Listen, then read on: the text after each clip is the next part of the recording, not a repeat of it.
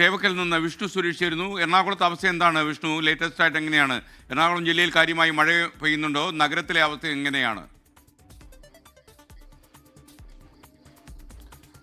നിലവിൽ കാര്യമായി മഴ പെയ്യുന്നില്ല, യെല്ലോ അലർട്ടാണ്. പക്ഷേ ജാഗ്രതാ നിർദ്ദേശങ്ങളൊക്കെ നൽകിയിട്ടുണ്ട്. പ്രത്യേകിച്ച് തീരദേശ മേഖലയിലടക്കം പ്രതിസന്ധി നിലനിൽക്കുന്നുണ്ട്, കടലുകയറ്റത്തിന് സാധ്യതയുണ്ട്. അതുകൊണ്ട് അവിടെ ക്യാമ്പുകളടക്കം തുറക്കാനുള്ള സജ്ജീകരണങ്ങളെല്ലാം പൂർത്തിയാക്കിയിട്ടുണ്ട്.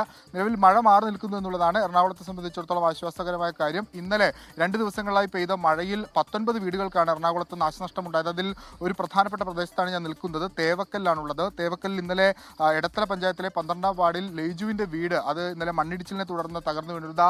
ഈ കാണുന്ന ഈ ഒരു കുന്നിൻ മുകളിൽ നിന്നാണ് മണ്ണ് ഇടിച്ച് ഈ വീടിൻ്റെ അകത്തേക്ക് വന്നത്. ഈ വീടിൻ്റെ അകത്തുള്ള അവസ്ഥ അത് വളരെ പരിതാപകരവും ദുഃഖകരവുമാണ്. കാരണം 2.5 വർഷം മാത്രമാണ് ഈ വീട് നിർമ്മിച്ചിട്ട് ആയിട്ടുള്ളൂ.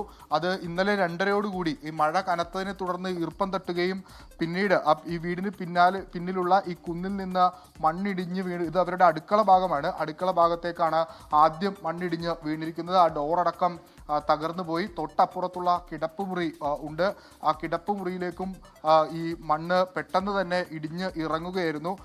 ഒരു പ്രധാനപ്പെട്ട കാര്യമുള്ളത്, ഈ റൂമിൽ അപ്പോൾ ലൈജു ഉണ്ടായിരുന്നു എന്നുള്ളതാണ്. ലൈജു ഇവിടെ നിന്ന് ഒരു 4 സ്റ്റെപ്പ് ഈ മുറിയിൽ നിന്ന് പുറത്തേക്ക് ഇറങ്ങുന്നതിനിടയിലാണ് ഈ മണ്ണ് ഇടിഞ്ഞ് പൂർണ്ണമായും ഈ ഭിത്തിയൊക്കെ തകർന്ന് ഇതിനകത്തേക്ക് വീണത്. ഇനി ഇവിടെ താമസിക്കുക എന്നുള്ളത് ഒട്ടും സാധ്യമല്ലാത്ത കാര്യമാണ്. വളരെ കഷ്ടപ്പെട്ട് 2.5 വർഷത്തെ പ്രയത്നത്തോടുകൂടിയൊക്കെ പണിതാണ്. അദ്ദേഹം ഒരു കെട്ടിട നിർമ്മാണ തൊഴിലാളിയാണ്. ഉള്ളതെല്ലാം സ്വരുക്കൂട്ടിയാണ് പണിതത്. ചേട്ടാ, ഇന്നലെ അത്ഭുതകരമായി രക്ഷപ്പെട്ടത് അല്ലെ? എന്താ സംഭവിച്ചത് എന്താ സംഭവം എന്ന് പറഞ്ഞാൽ, ഞാൻ ഇന്നലെ പണിയുണ്ടായിരുന്നു. അപ്പൊ കമ്പിപ്പണിയായിരുന്നു. നമ്മൾ അവിടെ കറണ്ടായിരുന്നു. ഉച്ചയ്ക്ക് ഊണ് കഴിഞ്ഞ് അവിടെ എൻ്റെ ഉള്ളത് ഉറങ്ങിയായിരുന്നു. ഉറങ്ങുമ്പോൾ സൗണ്ടാൻ കേട്ട്. അപ്പം എൻ്റെ മണ്ണ് എന്താ വന്ന് വീണെന്ന് പറഞ്ഞാൽ, ഓടുന്ന് ഇവിടുന്ന് 4 സ്റ്റെപ്പ് വെക്കലും ആ സാധനം വന്ന് ഒറ്റ അടി. അപ്പം ഞാൻ എൻ്റെ ഭാഗത്തിന് ഞാൻ രക്ഷപ്പെട്ടാണ്. 2.5 വർഷം കൊണ്ട് പണിത നമ്മൾ സ്വരുക്കൂട്ടി വെച്ചെല്ലാം വെച്ച് എൻ്റെ വീട് വിറ്റിട്ട് അവളുടെ ഒരു 5 ലക്ഷം കൊണ്ട് വന്ന് പിന്നെ ലോൺ എടുത്താണ് ഇതൊക്കെ. ഇവിടെ മാല കൊണ്ട് വിറ്റ്, എൻ്റെ മാല എല്ലാവരും വെള്ളം വീട് വിറ്റ് കൊണ്ടാണ് ചെയ്തത്. പഞ്ചായത്തിൽ നിന്നൊക്കെ ആൾക്കാർ വന്നിട്ടുണ്ടോ? പഞ്ചായത്ത് വന്നിട്ടുണ്ടായി, ഇന്നലെ സാർമാർ വന്നിട്ടുണ്ടായി, എല്ലാവരും വന്നിട്ടുണ്ടായി. സാർമാർ ചേച്ചി, ഇനിയിപ്പോൾ ഇവിടെ താമസിക്കാന്നുള്ള ബുദ്ധിമുട്ടായിരിക്കുമല്ലേ? എന്താണ് താമസിക്കാൻ പറ്റില്ല, മണ്ണിന്റെ ബുദ്ധിമുട്ടാണ് ഞങ്ങൾക്ക് കൂടുതൽ ഉണ്ടായേക്കണത്. ഇതിനു മുമ്പ് ഇങ്ങനെ മണ്ണിടിഞ്ഞിട്ടുണ്ടോ? ഇത് തൊട്ടടുത്താണ്, അപ്പുറത്തെ സൈഡിലായിട്ട്. മേളിൽ മരങ്ങൾ ഇരിക്കണ മുറിക്കാണ്ട് ഇട്ടേക്കണോണ്ട് മേളിലുള്ള ആൾക്കാർ സമ്മതിക്കുള്ളായിരുന്നു. അപ്പം അതിൻ്റെ ഒരു ഇതിലാണ് മണ്ണ് കൂടുതലും കുതിർന്നില്ല, മഴ ഉണ്ടായിരുന്നത് കൊണ്ട്. അതുകൊണ്ടാണ് ഇങ്ങനെ മണ്ണ് ഇടിഞ്ഞേക്കണത്. അപ്പോൾ വില്ലേജിൽ നിന്ന് ആൾക്കാർ വന്നിട്ട് സ്റ്റെപ്പായിട്ട് എടുത്ത് മണ്ണെടുക്കാന്നാ പറഞ്ഞേക്കണത്. നമ്മളപ്പോൾ അതുവരെ എങ്ങോട്ടേക്കാണ് മാറാൻ? പഞ്ചായത്തിൽ എന്തെങ്കിലും ആൾക്കാർ വന്നിട്ടുണ്ടോ?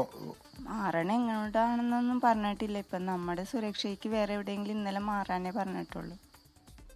അത്ഭുതകരമായി ലൈജുവിൻ്റെ ജീവൻ അത്ഭുതകരമായാണ് ലൈജു രക്ഷപ്പെട്ടത്. ഏകദേശം ഒരു കുറച്ച് സമയം മാറിയെങ്കിൽ വലിയ പ്രതിസന്ധിയിലേക്കൊക്കെ കാര്യങ്ങൾ പോയിരുന്നേനെ. ഇനിയിപ്പോൾ ഈ വീട്ടിലുള്ള താമസം അത് ദുഷ്കരമാണ്, അത് ഒട്ടും പോസിബിൾ ആയിട്ടുള്ള കാര്യമല്ല അവിടെ താമസിക്കുക എന്നുള്ളത്. അതുകൊണ്ട് പഞ്ചായത്ത് ഇടപെട്ട് ഇവർക്ക് മാറി താമസിക്കാനുള്ള ഒരു നടപടി ചെയ്തു കൊടുക്കണം എന്നുള്ളതാണ് ആവശ്യം. വളരെ ദൗർഭാഗ്യകരമായ കാര്യമാണ്. ഈ എറണാകുളത്ത് മാത്രം കഴിഞ്ഞ മെയ് 24 മുതൽ ജൂലൈ 27-ാം തീയതി വരെ 336 വീടുകളാണ് മഴക്കെടുതിയുമായി ബന്ധപ്പെട്ട് നാശനഷ്ടത്തിൽ തകർന്നിരിക്കുന്നത്. SK